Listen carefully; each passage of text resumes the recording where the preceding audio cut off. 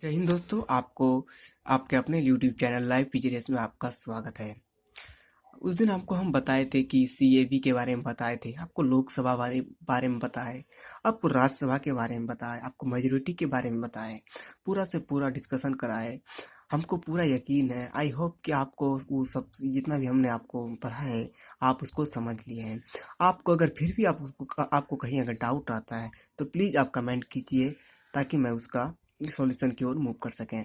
Please आप comment ज़रूर कीजिएगा, ताकि आप हमें समझ में आए कि आप समझ रहे हैं। अगर समझ रहे हैं तो हाँ यस लिख दीजिए कमेंट में, तो हम समझ लें कि हाँ भाई समझ रहा है। चलिए ठीक है भाई, तो आज हम मनी बिल लेके आए हैं कि मनी बिल होता क्या है, उसके बारे में आपको हम डीपली बताते हैं। तो आपको पहले ये बताइए कि आप ये बताइए कि सीएबी जो हम बोले लिखे थे, कॉन्स्टिट्यूशन अमेंडमेंट बिल या अमेंडमेंट बिल, वो किस आर्टिकल में आता है। एकदम आप सही सोच रहे हैं भाई, वो आर्टिकल 368 में आता है। कहाँ आता है? 368 में वो आर्टिकल में आता है सीएबी। तो तो ठीक है, तो आप सीएबी समझ गए। ऑर्डिनेंस बिल किस आर्टिकल में आता है भाई? ऑर्डिनेंस बिल आपका 107 में आता है। ठीक है, और सीएबी में ज्वाइंट सेशन का प्रावधान है? No, there is no provision of joint session. इसमें ज्वाइंट सेशन का कोई भी प्रावधान नहीं रखा गया है। ठीक है, और आपको हम ज्वाइंट सेशन के बारे में बताए थे कि अगर लोकसभा में पास होगा, राज्यसभा पास नहीं करता उसको, या डिबेट डिस्कशन कहीं नहीं करता, डायरेक्ट राज्यसभा उसको छांट देता है, तो इस अगर दोनों के बीच विवाद हो जाता है, डिस्प्यूट हो जाता है, तो इसमें राष्ट्रपति के पास ये पावर है कि इन दोनों के बीच समस्या का हल करने के लिए एक ज्वाइंट सेशन बनाया जाए। इसमें लोकसभा का एमपी और राज्यसभा का एमपी, दोनों के एमपी शामिल होंगे। और फिर वो क्या होगा, फिर वो जो है इस पे चर्चा होगा, डिस्कशन होगा और वोट होगा सिंपल मेजोरिटी के तहत। फिर वो ज्वाइंट सेशन में सिंपल मेजोरिटी के तहत उस बिल को पास किया जाएगा। राइट भाई? और हाँ, उसमें जो एक सभापति जो होंगे, सभापति उसके स्पीकर कौन होंगे, तो आपको अगर कहीं क्वेश्चन एग्जाम में पूछता है कि ज्वाइंट सेशन का स्पीकर कौन होता है, तो भाई वही होगा लोकसभा स्पीकर। आप जानते होंगे लोकसभा स्पीकर, लोकसभा के स्पीकर ही ज्वाइंट सेशन का अध्यक्ष होता है। ठीक है भाई, स्पीकर वही होता है। इस स्पीकर में कोई भी नहीं है, कुछ कोई भी मतलब इसमें परिवर्तन नहीं है होगा। ठीक है भाई, चलिए लोकसभा शुरू करते हैं। तो पहले आता है मनी बिल। मनी बिल आता है आपका किस आर्टिकल? मनी बिल आता है आर्टिकल 110 में। राइट भाई, 110 में आता है आर्टिकल। ठीक है, Lok Sabha speaker decided that it is money bill और नॉट। ठीक है, अगर कोई भी बिल पास करेगा, तो जैसे ही मनी बिल कोई पास आया, मनी बिल के नाम पर कोई बिल पास किया लोकसभा में, या फिर कहीं भी आ सकता है, वो राज्यसभा में नहीं, सॉरी, लोकसभा में ही हमेशा आएगा।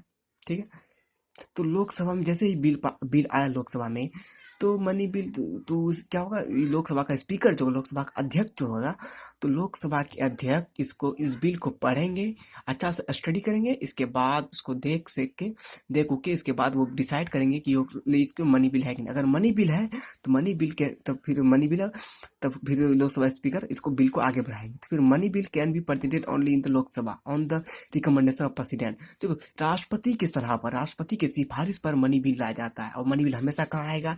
Can be presented only in Lok Sabha. Only, वो सिर्फ लोकसभा में ही ये बिल पास हो सकता है। Money bill can be presented only in the Lok Sabha on the recommendation of the president. ये किसके सिफारिश पे आएगा मनी बिल? राष्ट्रपति की सिफारिश पर मनी बिल लोकसभा में पेश होता है। और मनी बिल कौन डिसाइड करेगा कि मनी बिल है कि नहीं है? वो लोकसभा अध्यक्ष जो होता है, लोकसभा स्पीकर जिसको बोलते हैं, वो डिसाइड करेंगे कि मनी बिल ये है कि नहीं। अगर मनी बिल है तो मनी बिल की तरह वो कार्य करेगा। फिर Lok Sabha passes through simple majority. Lok Sabha उसको साधारण बहुमत के तहत इस बिल को पास करेगा। सिंपल मेजोरिटी क्या होता है भाई? आप तो जानते होंगे, सिंपल मेजोरिटी के बारे में हम बताए थे पिछले क्लास में, फिर भी आपको हम एक बार रिकॉल करा देते हैं। ठीक है, टोटल मेंबर ऑफ हाउस जितना है उसमें से 50+1% अगर प्रजेंट है, फिर उसमें से अगर 50%+1 ने अगर वोट कर दिया, तो सिंपल मेजोरिटी के तहत वो बिल पास हो जाएगा। राइट भाई? ठीक है, फिर लोकसभा में जैसे ही ये बिल पास हुआ, तुरंत दूसरा हाउस भी, एक हाउस और है, तो वो कहाँ चला जाएगा फिर भाई? वो चला जाएगा राज्यसभा में। कहाँ जाएगा? राज्यसभा में। राज्यसभा में, लोकसभा में पहले ये बिल आएगा। ये बिल तो हमेशा लोकसभा में आएगा। मनी बिल जब भी आएगा आपका, तो लोकसभा में ही आएगा। लोकसभा में आए तो वो कौन सा हाउस कहलाएगा? वो फर्स्ट हाउस कहलाएगा। कौन हाउस कहलाएगा? फर्स्ट हाउस कहलाएगा। जिस भी हाउस में आएगा वो पहले लोकसभा में, इस क्योंकि मनी बिल है इसलिए पहले तो लोकसभा ही, तो मनी बिल में लोग ये ऐसा भी क्वेश्चन पूछ सकता है भाई एग्जाम में कि लोकसभा को मनी बिल के मामले में कौन सा हाउस का करार दिया जाता है, तो लोकसभा को हमेशा फर्स्ट हाउस करार दिया, सिर्फ मनी बिल के मामले में, क्योंकि मनी बिल हमेशा हमेशा लोकसभा में ही आएगा, राइट। इसके बाद वहां से जैसे ही सिंपल मेजोरिटी के तहत पास हुआ तो फौरन चला जाएगा आपका राज्यसभा, राज्यसभा के अंदर आर एस लिखे हैं शॉर्ट में, इसको राज्यसभा पढ़िएगा, right. Rajya Sabha can be delay with 14 day.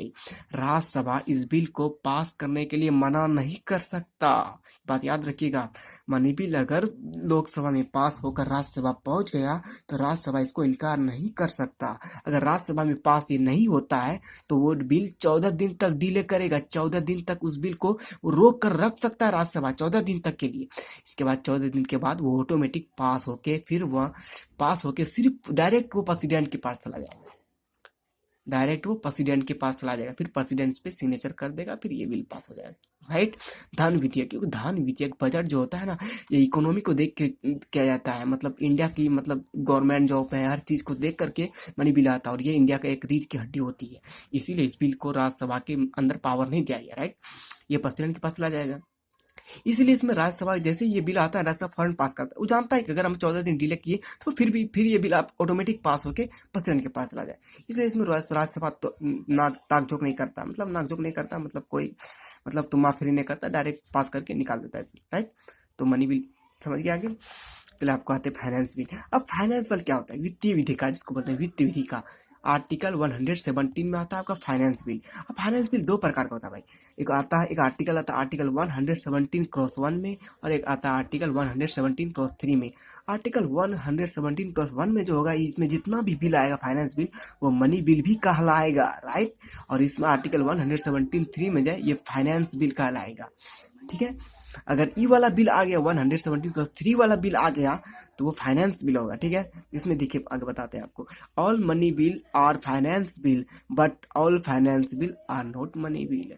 इसमें जितना भी फाइनेंस बिल आएगा 117(1) में वो ऑटोमेटिक मनी बिल भी हो जाएगा। अगर मनी बिल है तो फिर राज्यसभा इसमें कोई भी तकरार नहीं कर सकता, कोई भी डिस्प्यूट नहीं कर सकता, ऑटोमेटिक उसको पास करना ही पड़ेगा, वो पास करने के लिए बाध्य है, राइट।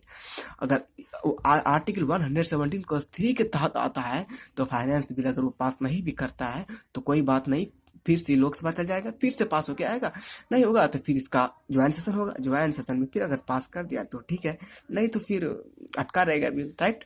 तो मनी बिल को सिर्फ ये रोक नहीं सकता, राइट। अब देखिए, this bill can be presented only in Lok Sabha. This bill, ये बिल भी हमेशा, फाइनेंस बिल भी जो है ना, हमेशा का हमेशा लोकसभा में ही आएगा, फाइनेंस बिल, ठीक है।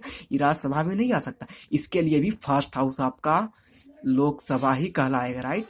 Passes through simple majority in both house, और ये सिंपल मेजोरिटी के तहत, सिंपल मेजोरिटी के तहत आपका ये लोकसभा भी पास करेगा इसको, और राज्यसभा भी इसको सिंपल मेजोरिटी के तहत इसको पास करेगा। इस बिल को पास करने के लिए सिंपल मेजोरिटी का ही इस्तेमाल करना पड़ेगा, चाहे वो लोकसभा में हो या राज्यसभा में। और ये बिल भी, फाइनेंस बिल भी, दोनों बिल आप याद रखिएगा, मनी बिल और फाइनेंस बिल ओनली लोकसभा में आएगा, इसको राज्यसभा में नहीं लाया जा सकता, ये बात हमेशा आप याद रखिएगा। Money bill, finance bill only Lok Sabha में ही आएगा, राज्यसभा में नहीं आएगा। अगर और कोई भी ऑर्डिनेंस बिल, कोई भी साधारण विधेयक का होगा तो वो कहीं भी आ सकता है, वो चाहे राज्यसभा में आए चाहे लोकसभा में, कहीं भी वो आ सकता है, ठीक है। तो ठीक है भाई, आप इसको प्लीज नोट डाउन कीजिए और आप इसको अच्छे तरह से समझिए और अपनी कॉन्सेप्ट को क्लियर कीजिए।